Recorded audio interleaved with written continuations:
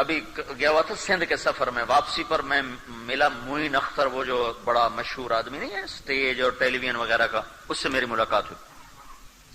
تو وہ مجھے اپنی کارگزاری سنانے لگا. اب ماشاءاللہ 5 وقت نماز پڑھتا ہے اور تبلیغ میں تھوڑا تھوڑا وقت لگا رہا ہے. وہ مجھے اپنی کہانی خود سنانے لگا کہ میرے پاس تبلیغ والے آتے تھے تو میں ان کو نا قریب ہی نہیں لگنے دیتا تھا اور ان کو بھگا دیتا تھا. باہر سے ہی کہلوا دے، اندر سے کہلوا دیتا بھائی کوئی نہیں، ریکارڈنگ پہ گئے، شوٹنگ پہ گئے، ہوتا میں اندر تھا.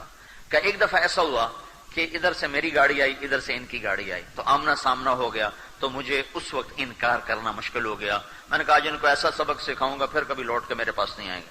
تو میں ان کو لے کر گیا اور کپڑے بدلے، اور رات 10 بجے سے لے کر صبح 4 بجے تک میں مسلسل بولتا گیا اور وہ چپ بیٹھے سنتے رہے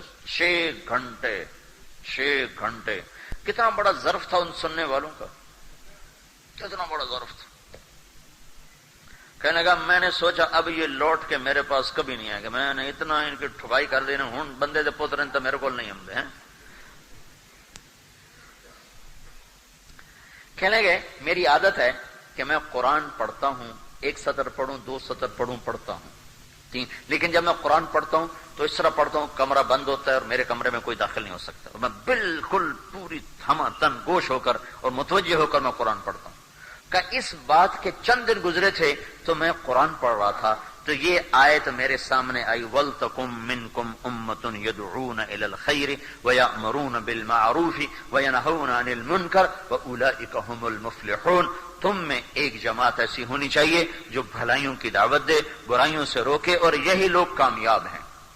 کہنے لگا جب میں نے یہ آیت پڑھی تو میری چیخ نکلی اور میں نے رونا شروع کیا، اور میں اتنا رویا کہ میں کانپ رہا تھا اور میری چیخیں نکل رہی تھیں اور میری ہچکیاں بند گئیں، اور مجھے لگتا تھا کہ میں دیوار میں ٹکر ماروں کہ میں نے کیا کیا، میں نے ان لوگوں کے ساتھ یہ کیا کیا، یہ تو قرآن کہہ رہا ہے کہ یہ کام تمہارا ہے.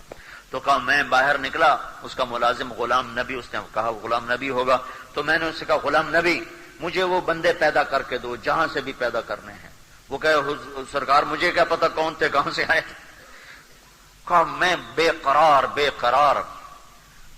پھر یہ اللہ کا فضل ہے، تبلیغ والے چھوڑتے تو ہیں نہیں. کہ چند دن گزرے تو وہ خود ہی آ گئے.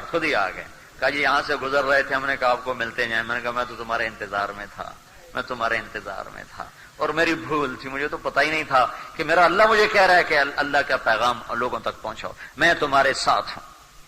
بس اب مجھے صرف ایک بات سمجھا دیں اور میں پھر کھلے دل کے ساتھ ہوں. مجھے ایک کھٹک ہے جس کی وجہ سے میں وقت نہیں لگا تھا کہ ادھر میں سٹیج پہ کام کروں، ادھر میں تبلیغ کروں، کیا یہ منافقت نہیں؟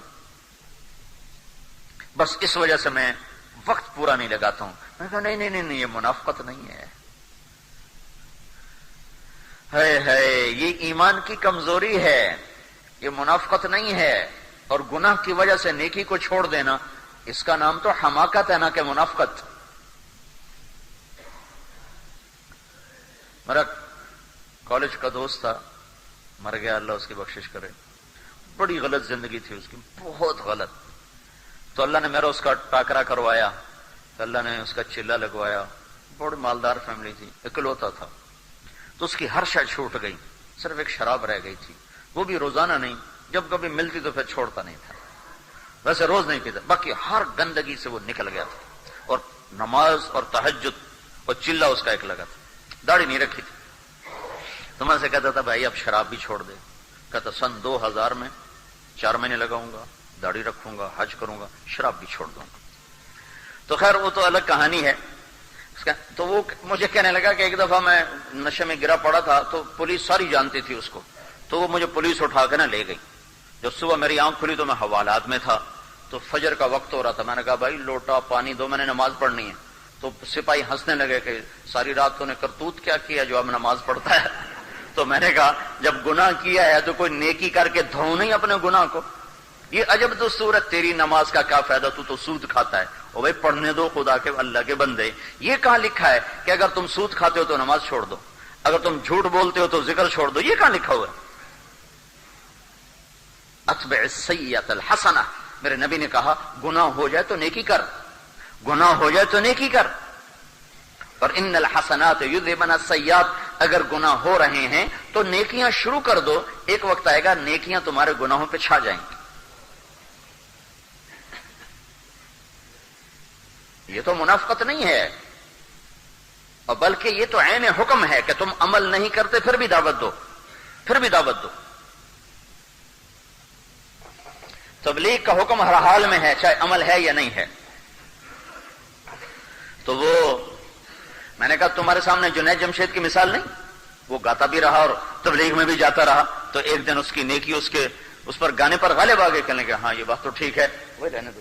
وہ کہنے لگا امریکہ میں نا یہ 4 مہینے لگا کے، جنید 4 مہینے لگائے اور پھر شیو کرا دی اور پھر گانا شروع کر دیا، اور وجہ اس کی کوئی گانا نہیں تھا، معیشت تھی۔